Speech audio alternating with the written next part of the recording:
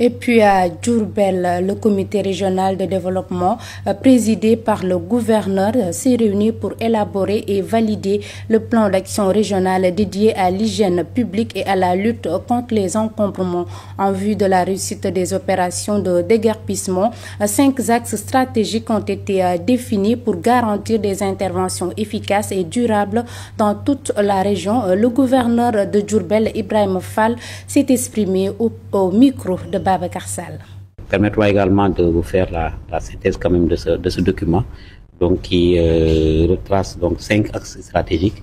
D'abord, la première partie, il s'agit d'abord de faire la situation de référence, donc à cartographier tout ce qui est donc occupation anarchique, mais également décharge, parce qu'on a voulu cumuler les 2 activités, à savoir donc la lutte contre l'insalubrité et également la lutte contre les encombrements, pour en faire comme un seul plan d'action. Et le deuxième axe stratégique, c'est la communication et la sensibilisation. Je pense qu'il est importante dans le cadre de la mise en œuvre de ce plan d'action. Et les 2 suivantes, on trait maintenant aux opérations de lutte contre les encombrements, mais également de lutte contre l'insalubrité.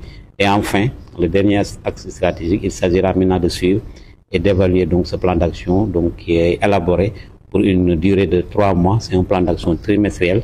Et à l'issue de ces 3 mois-là, nous allons encore reconvoquer les différents acteurs pour voir donc les progrès qui ont été donc réalisés et enfin également de dégager donc d'autres pistes de réflexion. Et comme recommandation forte de ces réunions, nous avons pensé en cumulant donc la science et la communication d'aller rapidement donc à la mise en œuvre de ces activités en procédant à l'enlèvement de tout ce qui est épave le long des axes routiers. Et là, nous demandons aux différents préfets de département donc de convoquer s'il le faut donc les associations de ces activités donc concernées, notamment donc tout ce qui est mécanicien pétrolier, et de les sensibiliser pour qu'ils procèdent eux-mêmes à l'enlèvement de ces véhicules qui longent les voies publiques des différents centres urbains qui sont plus impactés, à savoir donc Touba, Mbacké, Bambey et Diourbel.